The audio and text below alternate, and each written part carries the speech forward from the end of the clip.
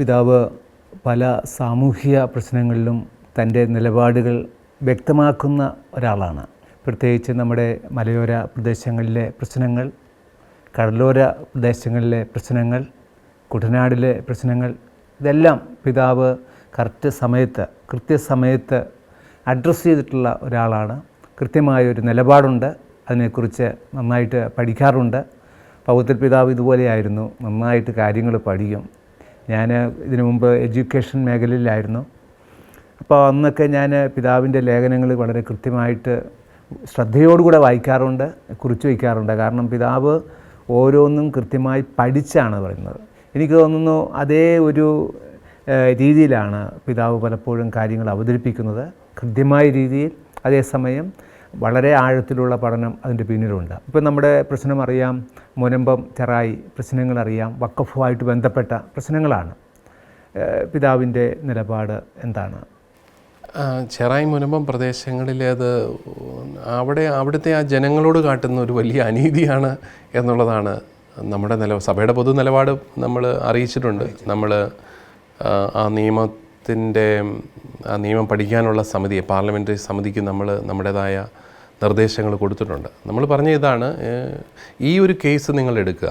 ഈ ഒരു കേസിൽ എന്താണ് സംഭവിച്ചത്? 600ഓളം പട്ടയങ്ങളുള്ള ഒരു സ്ഥലം, അല്ലെങ്കിൽ 450ഓളം വീട്ടുകാർക്ക് അവർ വില കൊടുത്ത് വാങ്ങിയ ഭൂമി, അത് പഴയ എന്തോ ചരിത്രമൊക്കെ വെച്ച് വഖഫ് ബോർഡിൻ്റേതാണെന്നൊക്കെ പറയുന്നത്, അതെങ്ങനെ നമുക്ക് ന്യായീകരിക്കാനായിട്ട് സാധിക്കും?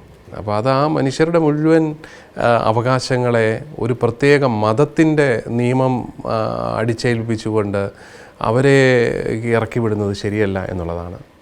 അത് വഖഫിൻ്റെ കാര്യത്തിൽ മാത്രമല്ല, ഇനി നമ്മുടെ ക്രൈസ്തവ നിയമങ്ങൾ ഉപയോഗിച്ച് ആരെങ്കിലും ഇറക്കി വിട്ടാലും നമുക്ക് ഇതേ നിലപാട് തന്നെയാണ്. ആരെയും നമ്മൾ അങ്ങനെ ചെയ്യാനായിട്ട് പാടില്ല. ഓരോരുത്തർക്കും അവകാശങ്ങളുണ്ട്, അത് നമ്മൾ മാനിക്കണം. അപ്പോൾ ഇവിടെയൊക്കെ വരുന്നത് ഈ മതത്തിൻ്റെ തലത്തിൽ തന്നെ നിൽക്കണം. മതം ഒരിക്കലും രാഷ്ട്രത്തിൻ്റെ അധികാരം കൈയാളിയിരുന്ന ഒരു കാലഘട്ടം ഉണ്ടായിരുന്നു പല മേഖലകളിലും. അതാണ് നമ്മളെ ഭയപ്പെടുത്തുന്നത്. നമ്മുടെ ഇന്ത്യ മഹാരാജ്യം എന്ന് പറയുന്നത് ബഹുസ്വരതയുടെ ഒരു രാജ്യമാണ്. എല്ലാവർക്കും അവരവരുടേതായ സ്ഥാനമുണ്ട്, അതുണ്ടാവണം. നമ്മൾ ഒരു മതത്തിനോ ഒരു മതവിശ്വാസത്തിനോ തളർത്താനായിട്ട് നമ്മളൊന്നും ചെയ്യുന്നില്ല, ചെയ്യാൻ പാടില്ല എന്നുള്ളതാണ് നമ്മുടെ ചിന്ത. നമ്മുടെയൊക്കെ സ്കൂളുകളിൽ എല്ലാ മതവിശ്വാസികളും പഠിക്കുന്നുണ്ട്. അവരൊക്കെ അവരുടെ മതവിശ്വാസത്തിൽ ആഴപ്പെട്ട് തന്നെ പോകുന്നുമുണ്ട്. നമ്മൾ ആ ഒരു വലിയ സ്വാതന്ത്ര്യം സൂക്ഷിക്കുന്നുണ്ട്. നമ്മുടെ കുഞ്ഞുങ്ങൾ മറ്റ് സ്ഥലങ്ങളിൽ മറ്റ് മതവിശ്വാസങ്ങൾ പുലർത്തുന്നവരുടെ സ്കൂളുകളിൽ പഠിച്ചാലും അവിടെ ചാപ്പലുണ്ടാക്കണമെന്നോ അവിടെ കുർബാന വേണമെന്നൊന്നും അവരാരും ആവശ്യപ്പെടാറില്ല. അവർ തൊട്ടയിലൊക്കെ പള്ളിയിൽ പോയി കുർബാന കാണണമെന്ന് ചിലപ്പോൾ ചോദിച്ചിട്ടുണ്ടാവും. അപ്പോൾ അത്രയും മര്യാദയും മാന്യതയും കാട്ടുന്ന ഒരു സമൂഹമാണ് നമ്മൾ.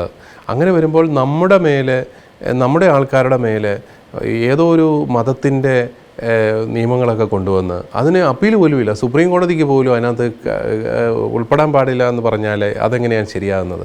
സുപ്രീം കോടതിക്ക് ഇടപെടാൻ പാടില്ലാത്ത ഒരു നിയമം ഒരു ജനാധിപത്യ രാജ്യത്ത് ഉണ്ടാകാൻ പാടില്ലെന്നാണ് എൻ്റെ ഒരു അഭിപ്രായം. കാരണം സുപ്രീം കോടതി എന്തിനു വേണ്ടിയിട്ടാണ് എക്സിക്യൂട്ടീവിനെയും ലെജിസ്ലേച്ചറിനെയും ചെക്ക് ചെയ്യാൻ വേണ്ടിയിട്ടാണല്ലോ ജുഡീഷ്യറി വെച്ചിരിക്കുന്നത്. ഇവർ ചെയ്യുന്നതൊക്കെ ശരിയാണോ എന്ന് നോക്കാൻ. അതിനകത്തുനിന്ന് ഇത് മാറ്റിക്കളയുക എന്ന് പറഞ്ഞാൽ അത് ഏത് രീതിയിലാണ് നമുക്കത് ചെയ്യാൻ പറ്റുന്നത്? സാധാരണ മനുഷ്യൻ്റെ അവകാശങ്ങൾ നമ്മൾ പിന്നെ എവിടെ പോയി സംരക്ഷിക്കും? അപ്പം അതുകൊണ്ട് ആ ഒരു തലത്തിലൊക്കെ നമുക്ക് ആ ജനത്തിൻ്റെ കൂടെ നിന്നേ പറ്റൂ. അവരുടെ അവകാശങ്ങൾ മാനിക്കപ്പെടണം എന്നത് തന്നെയാണ് നമ്മൾ അറിയിച്ചിരിക്കുന്നത്. സഭയിലും അതേ നിലപാടുണ്ടെങ്കിലും അത് ശക്തമായ ഭാഷ അല്ലെങ്കിൽ ശക്തമായ സ്വരമായിട്ട് എല്ലായിടത്തും ഉയരുന്നില്ല എന്നുള്ളൊരു ചിന്താഗതി ഉണ്ട് പൊതുവേ. അത് എത്രത്തോളം ആ ഒരു പ്രശ്നം ഗൗരവമാണ്, അത് അവരെത്രമാത്രം ശക്തമായിട്ടാണ് അത് അനുഭവിക്കുന്നത് എന്നൊക്കെയുള്ള ഒരു ക്ലാരിറ്റി നമ്മുടെ ആൾക്കാർക്ക് പലർക്കും ഇല്ല. രണ്ടാമതായിട്ട് എല്ലാവർക്കും ഒരു പ്രതീക്ഷയുള്ളത് വഖഫ് നിയമത്തിൽ ഇപ്പോൾ ഉടനെ വരുന്ന ഭേദഗതിയെക്കുറിച്ചാണ്.